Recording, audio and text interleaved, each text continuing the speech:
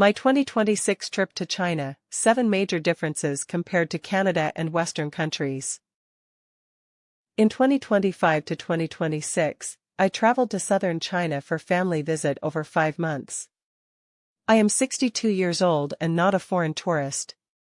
Because I lived in China for over 30 years and in Canada for 30 years. I saw many new changes and differences. Some I liked, some I didn't. I want to share my feelings as honestly as possible. 1. China has a huge population, but I didn't see any homeless people. Compared to Canada, you see people everywhere in China. I live in Zhejiang with my mother and brother. The urban population of Zhejiang exceeds 1 million. It's hot and humid year-round, with no winter. Even after midnight, people are still walking in the parks.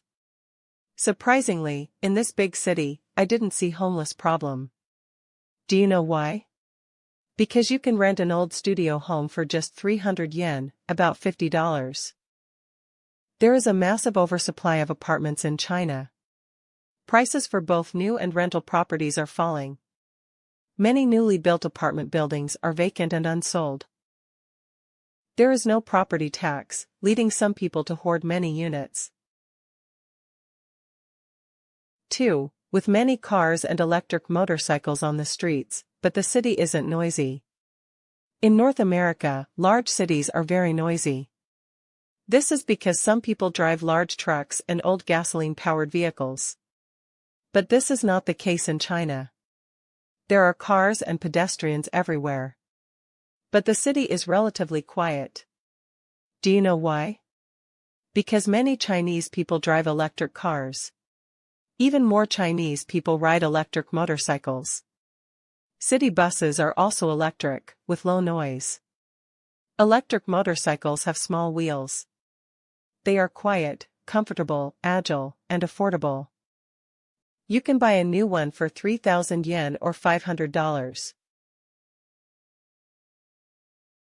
3. Shopping malls and stores have few customers. And online shopping is both cheap and convenient. Canada and Western countries suffer from severe inflation and high living costs. However, China offers much lower cost of living for ordinary people. Except at airports and in some upscale areas of big cities. These days, shopping malls and retail stores no longer attract customers. Because people buy everything with cell phones. A bottle of cooking oil, a large bag of rice, a king-size mattress. You select what you want online, place the order, and wait. It will be delivered to your door on the same day or within a few days. Prices are much cheaper than in physical stores, 30% to 50% cheaper. Because you can buy goods directly from farmers and factories. This means you bypass retail stores and save a lot of money. My brother saw an ad 3 bottles of perfume for 2 cents. He tried it, and the package was delivered to his door. The scent was gardenia, the quality was just so-so. But why was it so cheap? Only 2 cents, with free shipping? We don't understand, it must be because of communism. The booming online shopping industry is pushing retail stores out of business. But it has created over 1 million delivery jobs for more workers. In China, seniors don't need a car for grocery shopping. They can simply order anything they want online and have it delivered to their door. I wish Canada had the same service, but 4. You can find fresh, inexpensive vegetables and fruits in farmers' market. In China, there are many supermarkets and grocery stores. Also many small free markets where you can buy fresh produce. Some sellers are farmers, some sellers are small vendors. The environment could be a little dirty and untidy. The vegetables and fruits sold here are not necessarily organic. But they are fresh with competitive prices and more choices. In Canada, farmers' market is usually more expensive. But it is not the case in China. Various groups exercise in parks, Tai Chi, Qigong, aerobics. Fashion everywhere, young people use it as a form of self-expression. In China, parks are packed with people, doing all kinds of activities from morning to night. Singing, dancing, playing cards, kicking shuttlecock. Aerobics are the most popular among young people. Seniors enjoy doing Tai Chi and Qigong exercise. My 90-year-old mother does Qigong every day. She likes to do it beside flower trees. They exercise every morning, with good energy and discipline. There aren't many fitness centers in China, because people prefer free exercise, breathing fresh air outdoors.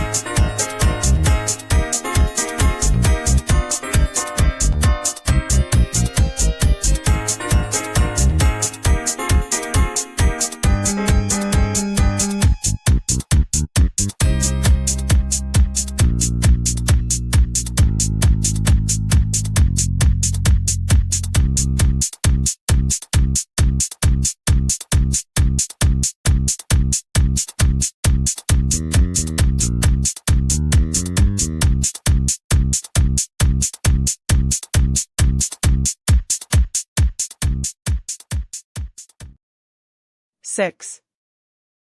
Hospitals and healthcare are very expensive, unaffordable for many. A lady told me she had an eye exam at the hospital, which cost her over 1,200 yen, but she was unemployed. At the end of March, I was bitten by my brother's dog.